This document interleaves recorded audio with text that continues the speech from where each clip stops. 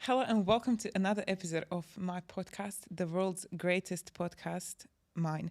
Today, I have a guest, my dear friend Lara, 3 times world champion. Four. Four times Let's be world humble. champion. And we're going to talk a little bit about her journey, about competing, fitness, nutrition, mindset, business, all things business and mindset and fitness and nutrition included. So Lara, tell Hello. us a little First bit of all, yeah, and about thank you for yourself. inviting me. It's been a pleasure to support you and, of course, to give myself a chance to explore something different. So, yes, first of all, I'm Lara Santini. As she represented me, 4-time world champion. That's something that I'm like always keeping in the background. I just moved to Dubai, currently working as a personal trainer and, of course, building my online business. Continuing building my online business, if I have to be honest. And that's basically it for now. So, how long have you been a personal trainer? I started my personal training journey when I think in 2016 or 17, but just with a few clients. But after I finished my competition, I started like applying or getting more clients, and as soon as I felt ready for it. Okay. So, I really want to talk about your bodybuilding career. Okay. Yeah. So, what made you compete? How old were you when you stepped on the stage for the first time? How many times have you competed? Okay, so the year I decided to compete in bodybuilding is 2019. So basically 5 years ago, I was 21 years old. I had kind of a pause of a college because I didn't know which direction I want to go. So that year was basically just me not studying, which nobody know. Like I was keeping that as a secret, and basically started working in a casino to collect my money. Okay. And yeah, not so typical work for me, but worked in that period of time. So basically that's the period where I decided to start competing. I just wanted to try something new, something different. I was already like in sports, in fitness for a long period of time. So for me, trying something like that was like something naturally maybe.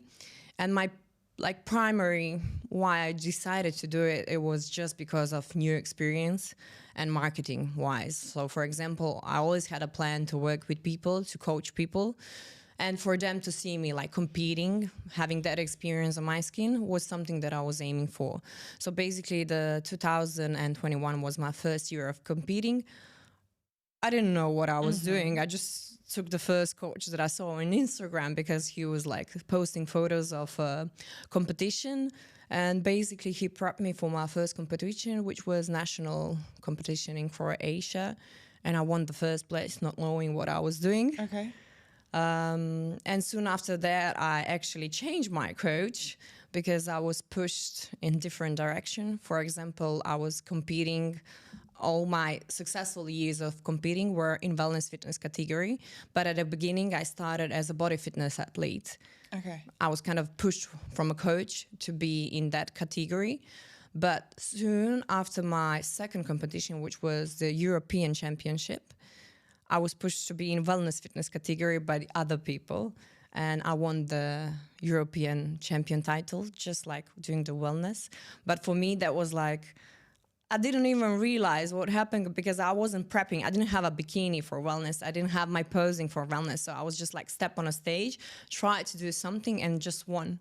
So afterwards, I just changed the trainer because there's no point of me competing in body fitness since I'm a European champion in wellness. So basically I changed the trainer, and then next 3 years I was competing just as a wellness fitness competitor. So, how many times have you competed in total? I think I competed 18 times in, less, sorry, 18 gold medalists I was, but there was a little bit less competition than that. I think 4-time awards, 3-time European, couple of nationals, a couple of cups around Europe. So I would say around 15 times. Wow. Yes, in 3 years. I was connecting like autumn and spring season. So that's why like I kind of got tired of it, because I was like not having an off season, just like going in a circle.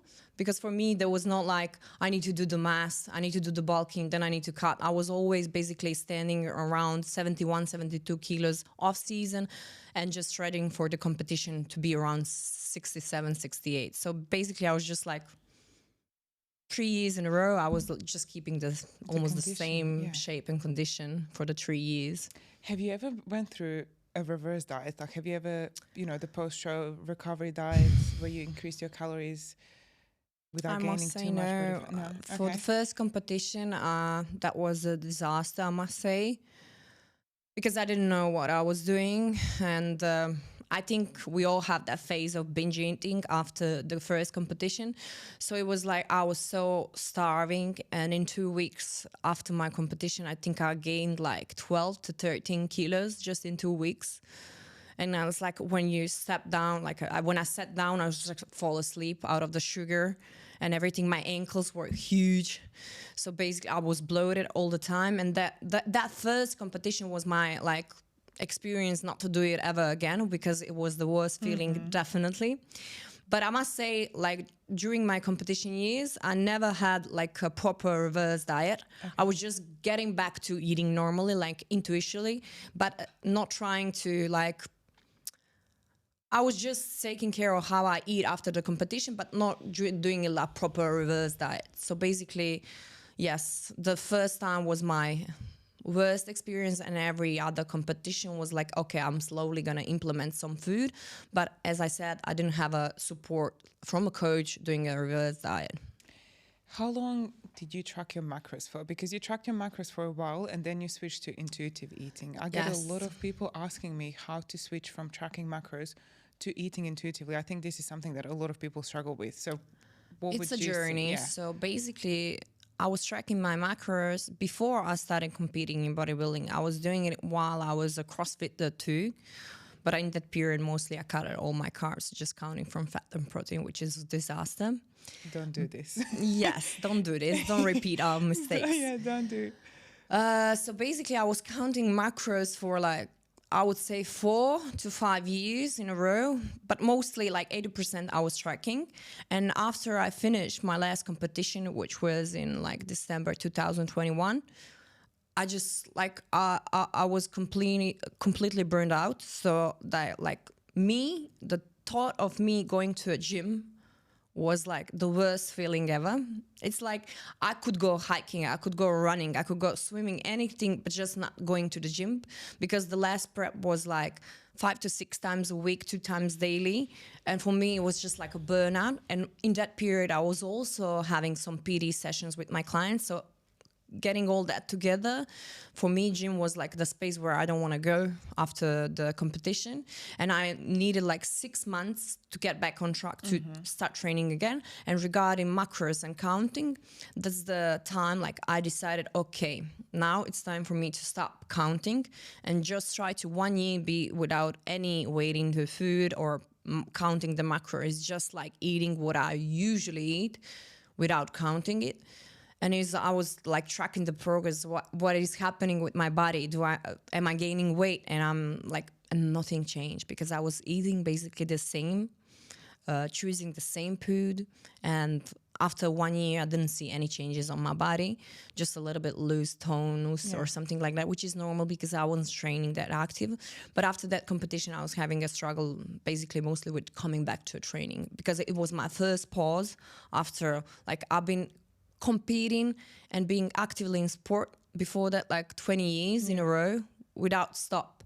So these 6 months were, I think these 6 months were quite most depressive months in my life, but I'm very thankful for that journey also, because in these 6 months I realized that the training is not something that I'm doing just for the looks.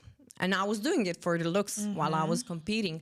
So in these 6 months, I realized that training is something that I actually need to do for my mental health, because I realized in these 6 months, like I wasn't able to wash the dishes. I wasn't able to clean my apartment. It was like a bomb inside my apartment, which was quite embarrassing. But it was like I wasn't able, like I couldn't study for my exams. Like all these little things that I was used to be doing is like kind of got like really hard. So I realized just like one thing was missing from my routine, and that was training, like that 1 hour, 2 hours a day where I just like put myself out there, get my training and do my best. That was the thing that I was missing. And after 6 months, as soon as I started again, like 3 times a week, it's like felt like a mind blow. It's like this is why I'm doing this. This is why I'm training, not to look good, because you know, I've been training for whole my life. The looks is something that I always, like if I'm not going to extreme, like binging or something, I'm going to always keep my body like in a proper shape. But then I realized like a mental part of the training was like really, really important for me. Maintaining your physique is so easy. Like once when you build the muscle and once when you just eat intuitively and mindfully, it is honestly minimal effort. Once you get to the certain point of your like body where you feel amazing, where it's actually working on a proper level and everything, like maintaining, you can even maintain it with the bands. I mean, I hate the bands. Same. But it's like you can literally do like minimum amount of work and keep your muscles and everything like on the right places. Yeah, and if anyone listening to this, if you go on a holiday for a week, nothing bad will happen.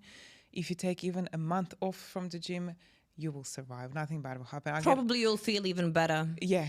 Because I was moving here to Dubai, so I was sick constantly, like bronchitis, corona, everything, and I was moving here. So basically, I had a 2 months before I moved here, like without doing anything after my competition in powerlifting, though, and now I started training in the last 2-3 weeks, and I'm feeling like I'm exploding. Like my strength went up. I'm even gonna do the PRs of my PRs probably soon enough.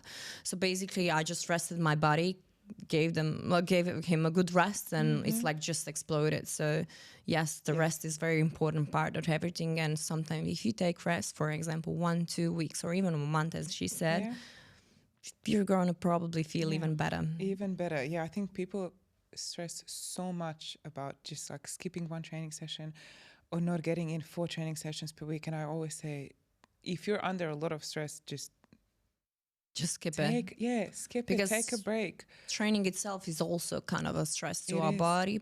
And if you're like feeling under depression and all these other things, because we all come to a certain point of our life where we can't prioritize like training and nutrition, and it's okay because you can't. For example, you're expecting the child, or it's something big happening in your life, like you're moving, you're changing your career or something. It's okay not to be 100% into the whole process, but as long as you keep like doing it and continue just showing up, it's also a good way to maintain it. So just show up. And that's it. Yeah, and what I've learned from my journey and from my experience, like stop chasing perfection, because I had to train on certain days. I had to eat a certain amount of calories. I had to go to bed at a certain time. Like I was like a robot, and prisoner of your own mind. True. And it took so much enjoyment out of my life and out of my fitness journey, because it felt like something that I had to do instead of something that I get to do. So it took me a long while to change my mindset around some things. But again, it's a process, it's a journey. It takes time. It takes time. It takes like, you need to accept the fact that you're not gonna be perfect all the time. It's like one quote that like stayed in my head. It's like better done than perfect. It's 100%. Like because perfect is never done. Perfectly said. Yeah, perfect is never better done than perfect is never done. So, have you ever had any problems or struggles with body image? Like when because you would lose a little bit of weight, you would get shredded, then you would gain a little bit of weight. Like you didn't have any, apart from that one episode when you gained 13 kilos, but you never had any huge, like you wouldn't gain 20 kilos, then lose 25, then gain 20, then lose 25. No, I didn't have those big oscillation regarding the kilos, but like my self-image changed, or I was very obsessed with it. Like during my teenage years, of course, I think we all came to a certain point of our lives. For example, teenage years are the like biggest part of our lives where we actually think of our looks. So in that period of my life, I have big legs. It's my genetics. I can't change anything about them. I mean, I can. If I want to be unhealthy, I can. Yeah, but that's what I was aiming for in my teenage years. So I was always having a kind of genetically big legs. And during my teenage years, I was trying to starve myself, like kind of going to a bulimic, because yes, we all know what the bulimic is. And thank God to my mother that she caught me. And then I stopped. Okay, I realized I'm doing a bad stuff. But I was always aiming to lose my legs, like running around 5 times a week, 10 kilometers, eating less carbs, then switching to CrossFit also in my high school, also trying to lose my legs, which happened for a while. And then as soon as I started, like, for example, implementing the weight training and eating enough of protein or enough amount of food, it's like they started growing like a mushroom after the rain. It's like I can't even. So basically that's the thing. It's like, okay, since I can't change that about myself, for example, that's why I didn't compete in bikini, because if I wanted to be good in bikini, I would never be good at bikini because my body is not built for bikini. So that's why I decided, okay, I can't get my legs smaller, but I can get them bigger. So basically, the thing that I was considering my flaw became my strongest weapon in the competition years. So you competed a million times in bodybuilding, and then you switched to powerlifting. Yes. What made you want to compete in powerlifting? So actually, after I finished my bodybuilding journey and competing in bodybuilding, I had a lack of motivation because I've been competing for all my life. So that factor of competing, I was missing. And for me, not being able to have some kind of goal that I'm aiming for, like a competition, I had a struggle like keeping up with the training. So I can't train just to train. It's for me, I mean, I can, but I have to have a certain goal. And for me, goal to look good is not a proper goal. It's not a proper goal anymore. So I was talking to my friend and colleague, and he said, Lara, maybe you should try just compete in powerlifting, because it's like you can't train if you don't have a goal. It's like, okay, that's seems okay, because my goal is not to look good anymore. I'm pretty happy with how I look now, which is good. Which is good. It takes a while, but I'm pretty happy on how I look. I don't care if I have 1 or 2 kilos more or less. It's like I know what to do, how to change it, so I'm not worried about that part. So that's basically why I decided to start competing in powerlifting. He gave me like advice, like maybe you should try it. Not like aiming for a European result or something, just for you to keep on track with the training. And I think that was a really good decision, because actually I discovered different types of training, because before I was doing a lot more volume, a lot more tempo. My trainings were like 2 hours. I mean, in powerlifting too, because you're doing long rest periods. But for me, it's just like 4 exercises in one training. It was like, mind blowing. I don't have to do like many more. It's just like 3 to 5 reps. Oh, perfect. I don't have to do volume, because I was feeling tired of all these volumes. And that was a big change. And I saw how my body was responding, like for a low volume, like perfectly. My strength went up, my body changed completely, and I was not like feeling crashed down after the training. And when you see yourself progressing, for example, from week to week, from month to month, going like from 100 kilos to 130, 150, it's kind of impressive, because... And I actually enjoyed competing in powerlifting. Just before I came here in Dubai, I broke the national record in squat after 8 weeks of prep for powerlifting. That is crazy. And also, by the way, what was your score? 150? 150.5, kilos. 150.5. And you weigh... 67 hours on competition, yes. 67 kilos. That's insane. No, I'm actually quite. When they ask me what I do, like I was 4-time world champion, but actually more proud of squatting 150.5 than being a 4-time world champion, if you ask me, because that's what I was trying to explain you. the bodybuilding is the one sport, of course, the discipline you have. Yeah. You learn a lot about nutrition, a lot about the training. No discussion about that. But the bodybuilding, as I was a gymnast, I was a track field runner, I was a CrossFitter. So the bodybuilding was the one sport where I actually felt the worst at the end of my prep. Yeah. So usually in sports, you are aiming for a peak performance, no matter what you do, like the football, anything, any sport, you're aiming for a peak performance.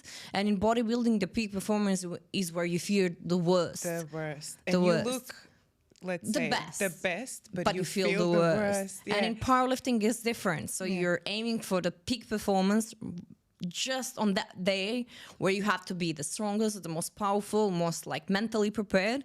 And that's for me like sport. The sport should be about performance. Like that's what I actually enjoy. So I can test my limits, I can test myself. So on the first competition that I did, okay, I lifted 135. Next competition, a few months later, I did 150.5 in squat. So you competed twice in powerlifting. I competed twice last year. So I think first competition was in June last year. And actually it was 6 to 8 weeks of prep for me for that. It's like, oh, I'm going to try.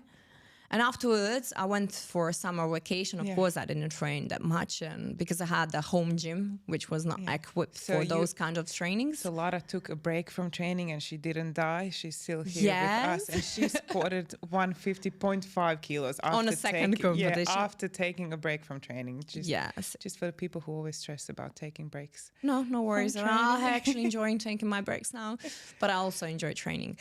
And then the second one was just before I left, so December last year, where I just like, okay, I'm gonna prep for next 8 to 10 weeks. But I was sick in those 8 weeks, so basically it was like somewhere between 6 to 8 weeks, yes, for that second competition.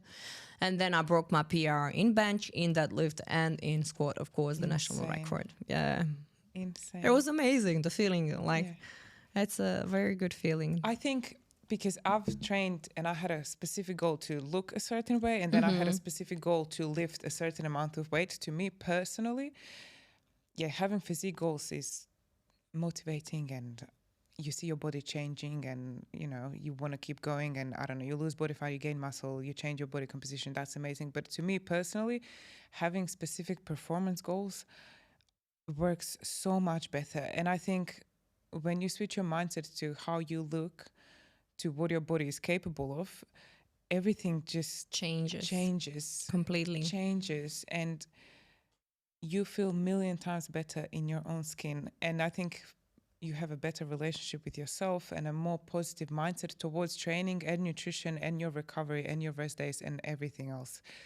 Have you experienced that yourself? Yes, I completely agree with you on that, because I was doing powerlifting, but I didn't want to lose that part of me where I want to be functional. So, for example, running, hiking, dancing, or anything, because powerlifting for me was something that I was doing for my own joy, not just like to win something, because I was not aiming to win anything. It's like, for me, I'm going to do my best, try to beat my previous score, and that's it.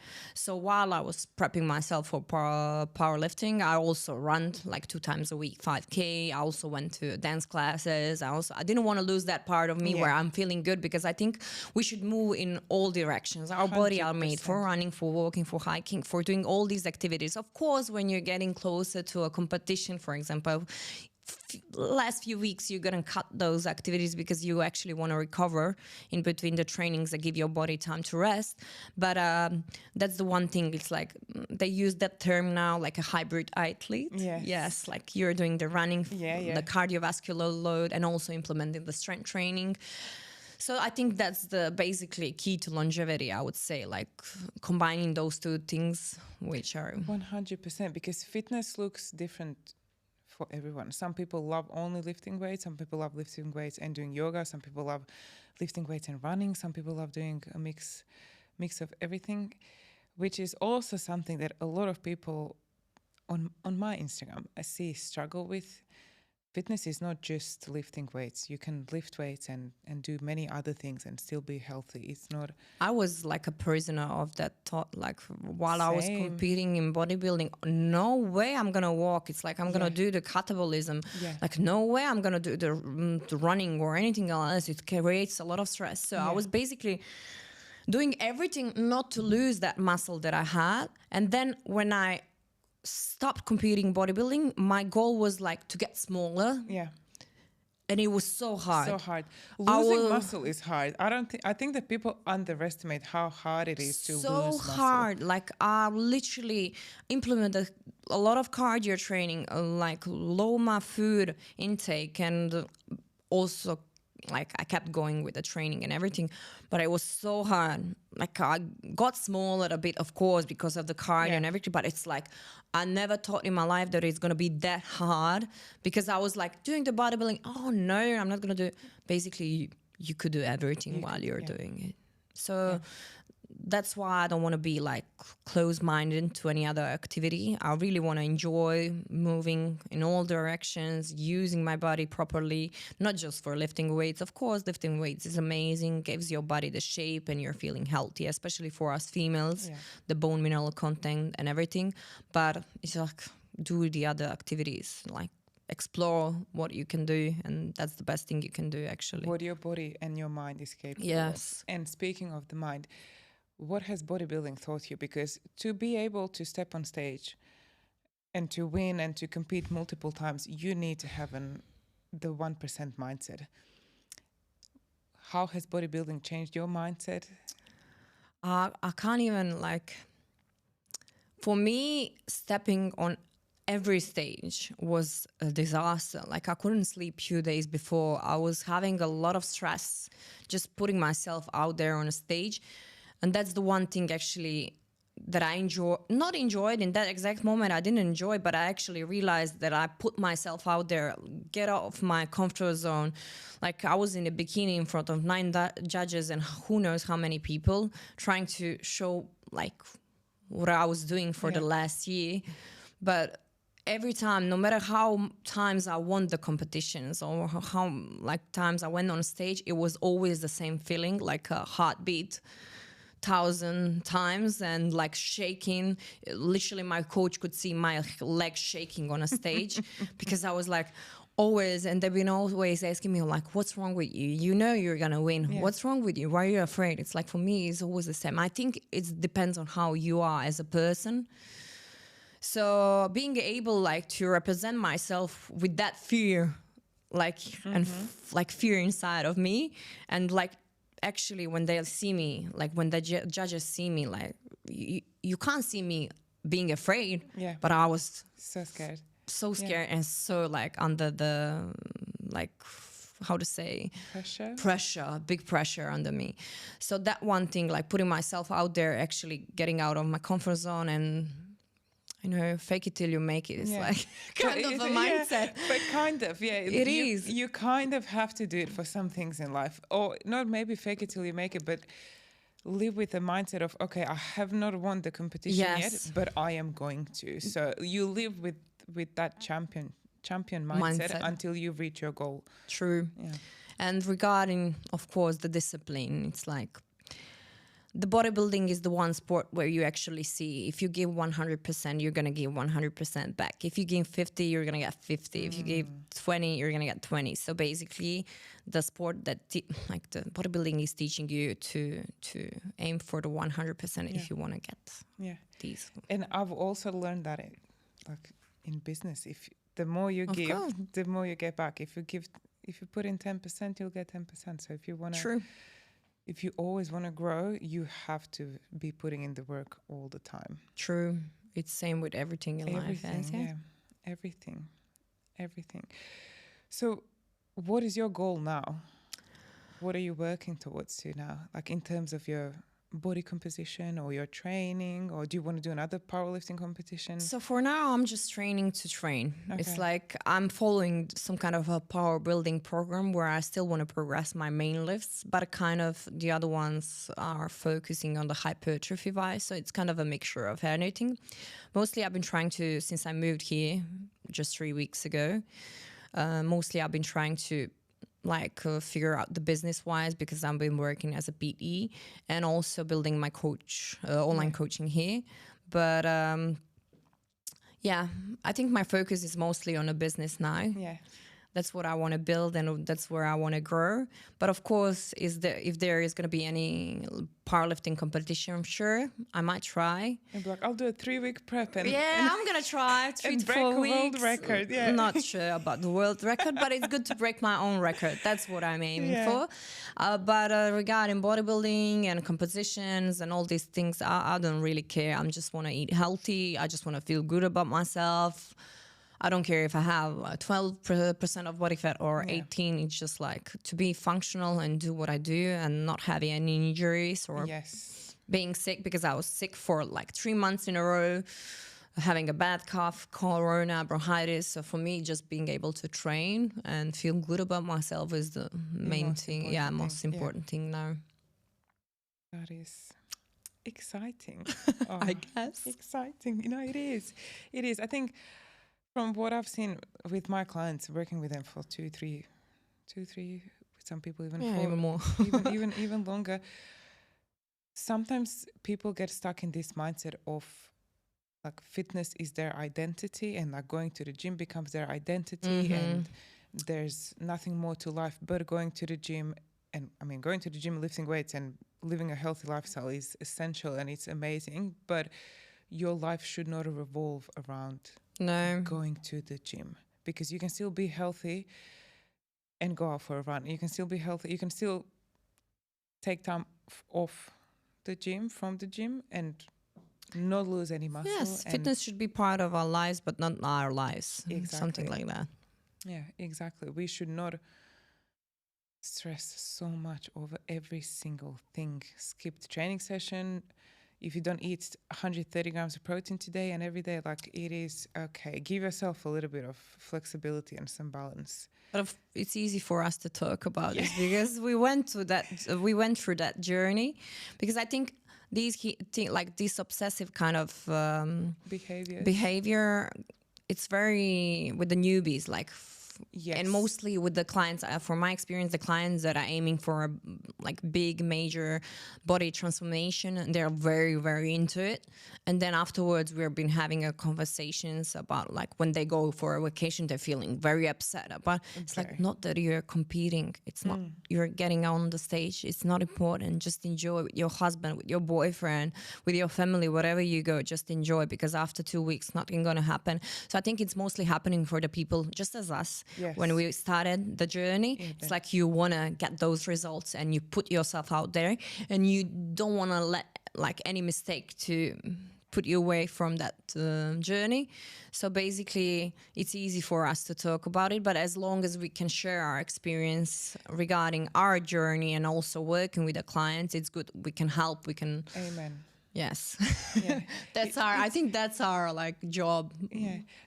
To me, the main thing is just helping people, because I've been through everything. Yeah. And so have you. Even worse than I am.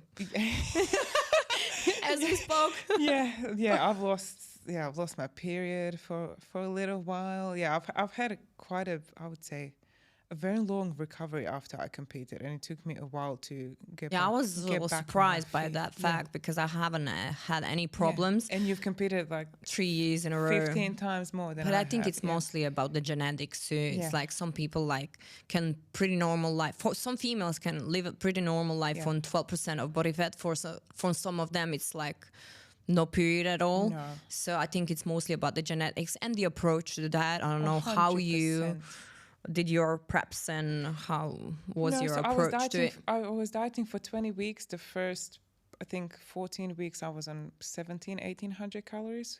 What? Yeah. 17? And so 1,000. Okay, 1,000. Okay. And then the last 4 weeks I was on like 1,200 calories. So the last 4 weeks were very low. Mm-hmm. Yeah, but then after that, my body, I have a very responsive metabolism. Like, I gain weight really quickly, but I lose weight really quickly as well. So my body was just so used to losing weight. Like, even after I competed and when I started increasing my calories, I was like a sponge. I was still losing. I think we increased my calories to like 2,500, and I've only then started gaining a little bit of weight. Yeah, it was crazy. It was too much. Yeah, there was one point where I just felt like, am I ever going to gain any weight back? And then I did eventually. But yeah, for a while it was just not happening. Good. I mean, from Not one side happening. it's bad, from the other side it's If- good. For yeah. me, if I look food for 1 week, I'm gonna be chubby little. Yeah. But you thing. know, one thing that I've learned from that experience as well was people often glamorize weight loss and fat loss, and sometimes gaining weight is not. It's a proper struggle. It's a proper struggle, and I think people don't understand what kind of a struggle it is. If you've lost a lot of weight, and if you're trying to gain weight and you can't gain weight, gaining weight is not a bad thing. Not at all. Not at all. And you've gained weight after you competed. I've gained weight after I competed, and it was probably one of the best things that has happened to you. It is. And I'm keeping the same weight for Yeah. last 3 years, basically not changing anything. But what I'm always trying to explain my clients, like losing weight is the easiest part. Like 6 to 8 weeks, you can lose weight. Yeah. If you give yourself even more time, you're going to lose even more. Depends on how you do it. But I'm always aiming for a long-term result. So I want diet to be a little bit sustainable and easier on them. But to build muscle, you need to eat properly, and your training should follow your diet, and Yes. vice versa. So basically, if you're not training hard enough, there's no point of you bulking up the food, because you need, I mean, 6 months is not enough to build some proper muscle way. mass. You need Nowhere years, near. but Yeah. minimum 1 year of spending like proper training and eating a bit more than you need. Like, Building muscle is so humbling, and it's such a slow process. and demotivating, because when you lose weight, you can see like your muscles are showing, can be a little bit more abs, but when you're building muscle, you only see you gaining Yes. body fat, and you're feeling like watery, bulky, puffy, so it's not very pleasant experience. Have you ever done like a very long building phase, or I only did like one bulking in my career, Okay. and it was for my first competition. okay?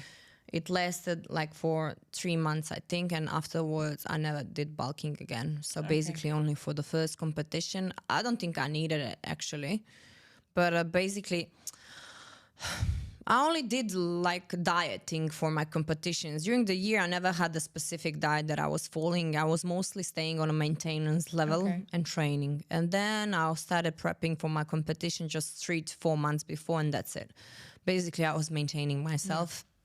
Because as I said, my weight didn't change during the year. I was competing with 67. And during the year, I was 71, 72. So basically, it's not a big jump from a You poor did scale. it in a very healthy way. Kind of, yeah. Yeah, because you wouldn't gain a lot of weight, then you wouldn't lose a lot of weight, so it didn't take you a long time to. I was always in some kind of shape, so I was always in a half shape, and I never went under 1,400 calories, for example. And I was at the end of the prep, mostly I was even like doing even some of the high carbs day just to keep myself. Yeah. But I was never like 1,400 was my minimum. Yeah. And cardio, his first 2 years, first competition I was doing cardio. Next 6, 7 competitions I didn't even do the cardio part. Only maybe at the very like end. But most of the time I didn't do any cardio, just like keeping my diet on point and training, but 5 times a week, 6 times a week. And that's it. Only the last competition, the first competition, I needed cardio, because I must say I wasn't following the diet 100% because there was a lack of motivation, you know, especially during the Corona competition years. It's like you never know, am I going to compete or I'm not going to compete till the last minute. So I wasn't so motivated to keep going because I didn't know. I didn't know if I'm going to compete or not. And also, my last competition was after my injury. I had I broken all my ligaments in my ankle. So my goal after that, I was went out of self-isolation. I called my friend, we're gonna go to the trampoline. I was like, yeah, okay. We go. After 15 minutes, I was laying down on the floor screaming with the broken ligaments in my leg. And afterwards, I said to myself, okay, I'm gonna do competition one more time to see if I can go. So basically, I broke my leg in March. And I competed in October, I think. So I was on my crutches for 3 months. My first squat was in July. And it was 120 kilos. Yeah, something like that. So yes, my last competition was after my ankle injury. And I was like, okay, one thing I want to do is stand one more time on that stage and try to win it again. And that was also kind of a pressure I put on myself, and As we do. everyone else were like, they expected me to be first, so I was like pressured by myself and pressured by everyone else. So I didn't enjoy my last prep. I was calling my friend, my colleague, I can't wait this to finish. I can't do it anymore. I can't do it. And it's like, he told me, I don't know how you're doing it with this mindset. Like, I don't know how you keep going with this mindset, but you're doing it. But as soon as you finish, you just Lara, you need to just stop. But I was like under the pressure a lot for myself, from everyone else expecting me to win. I wasn't expecting to win because I had a big injury down there. So there was kind of I think that was actually my favorite competition. Because you came back from an injury, and then you proved yourself that you can again achieve anything that you set your mind to. True. Yeah. Bodybuilding will teach you a lot, and powerlifting, any kind of competition, I think. It's good to compete. No matter, it's run. Compete. I did also 10K run just before the powerlifting competition. It's like my heart was pounding 190. And I was like, my friend was running with me and she's like, no, stop, Lara. I'm not stopping. I'm not going to stop. 37 minutes, 190. My head told me like, no, you're going to stop. You're going to stop. But at the end, I finished with less than 1 hour, the 10K run. I have a lot of muscles. It's not easy for me to run that much.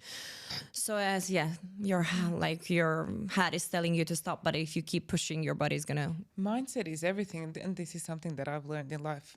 You can literally achieve anything that you set your mind to. Sometimes you have to be a little bit delusional and think, you can't believe more than it's realistically. Yeah, but set some delusional goals and think.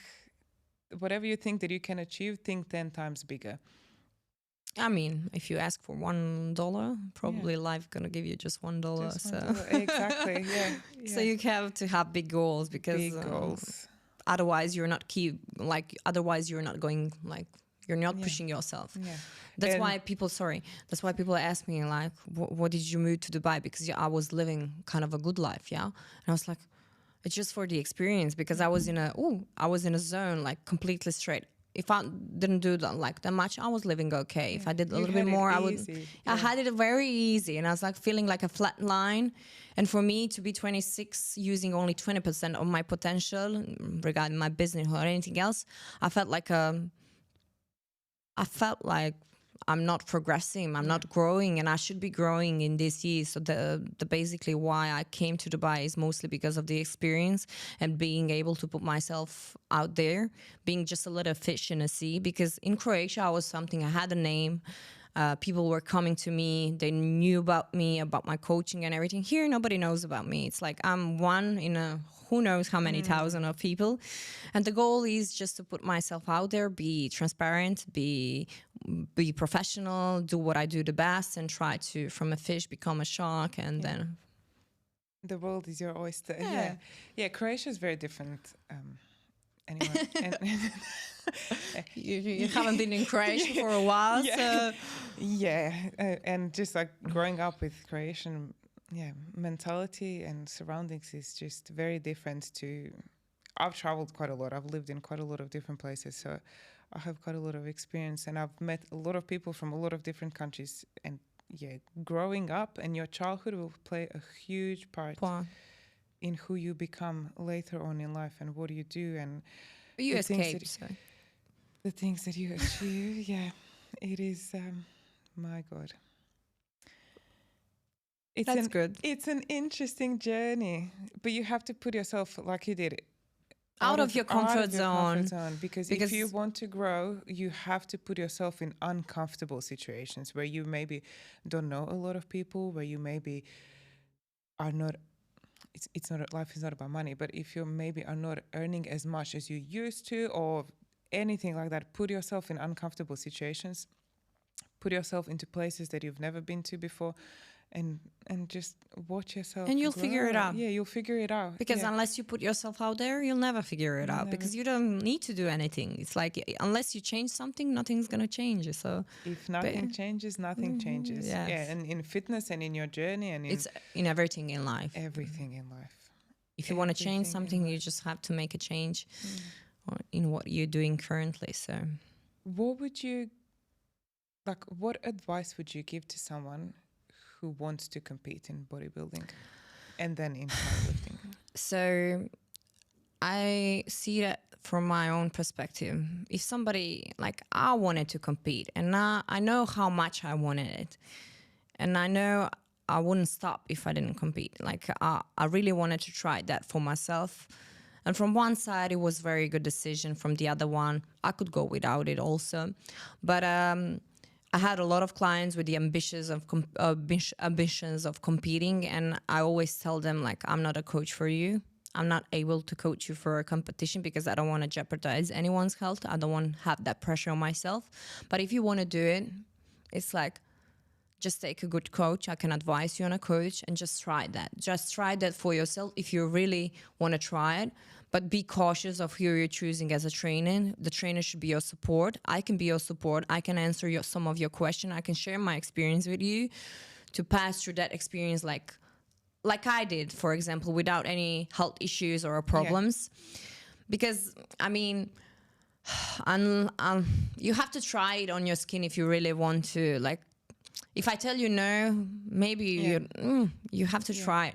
But I always trying to give them information about what is good, what is bad, just not to get that experience, for example, you have, because that's very bad. That's very bad. I was even surprised when you told anyone me. Anyone who asks me, I'm like, maybe don't. Maybe don't do it. Up to you, but there's plenty of other options. Like you can even look like you're prepping and have that body of a prep mode, but you don't have to aim for a competition. You don't have to be under a certain amount of stress regarding the time and everything you need to do. But as I said, it's like, for me, I had to try. There was no option of not trying it. So I'm very glad and thankful that I had a good experience during my competition years. Because as I can see, most of the experience of the girls were bad, just like you. So for me, being able to get on a healthy way with it was like, now I see it's very precious. But yes, I can't advise for someone do it or not to do it. It's just like I can tell you my experience and how was it. I can also tell you the bad side of it. But it's on you to decide. Amen. Yeah. Amen. Amen. Yeah, I think in life in general, and when it comes to fitness in general, if you want to do something, just make sure that you're doing it for the right reasons. Yes. If you're focusing on fat loss, make sure that you're doing it for the right reasons. A lot of people, a lot of women I see in general, they want to lose body fat because they don't love themselves and they really have a negative relationship with themselves. So anything that you do in life, in fitness, just do it for the right reasons. You did yours for the right reasons. I did mine for the right reasons. And you always gain some experience from it. And you learn so much. Error and trial and error. It's all over again. And then you figure it out. Well, we're going to wrap it up. Okay. We're going to wrap it up. It's been a pleasure. It's been a pleasure. We will post more content together. We will film some videos for YouTube. I'm putting pressure on you. You're putting pressure on me because I have been having a struggle putting myself out there. Kind of what we spoke, like imposter syndrome. Yeah, but again, we all experience this, and myself included. Like I have my days and my moments when I'm like, would anyone listen? Why am I doing this? I'm like, everyone will listen, so don't worry about it. You start this year with 10 listeners, then next year maybe 100. And like, I don't care about the followers, for example, or anything. It's like, for me, 5 person can learn something from me and like share that with someone else, my goal is completed. I used to be obsessed with how many likes I'll get, how many views I get, but for now I don't care. As long as I share like educational information to my clients, to my people who follow me, if 10 people can take something out of it, I'm happy. Your job done. My job is done. Quality over quantity. True. Amen. Me and my amen. Well, we're going to wrap it up here. Thank you, everyone, for listening. Make sure to follow both of us everywhere. I'm going to leave our socials everywhere. This will be on Spotify, Apple Music, YouTube, TikTok, Instagram. Everywhere. Thank you, Lara, for coming onto the podcast. Thank you so much and for for sharing your inviting me. experience. It was a very positive experience. It is. Superwoman. She can squat 150.5 kilos. Don't forget. Don't forget the 0.5. Yeah, next time when we train together, we're gonna film our training session, so you guys can watch that as well. Hopefully, learn something from our training too. So different methods. Yeah. Thank you for coming on today. Thank you for inviting me. It's been a pleasure. Appreciate your time. Yes, too. Yes, too. Yeah. We will see you in the next episode, and until next time, we will see you and hear you next time.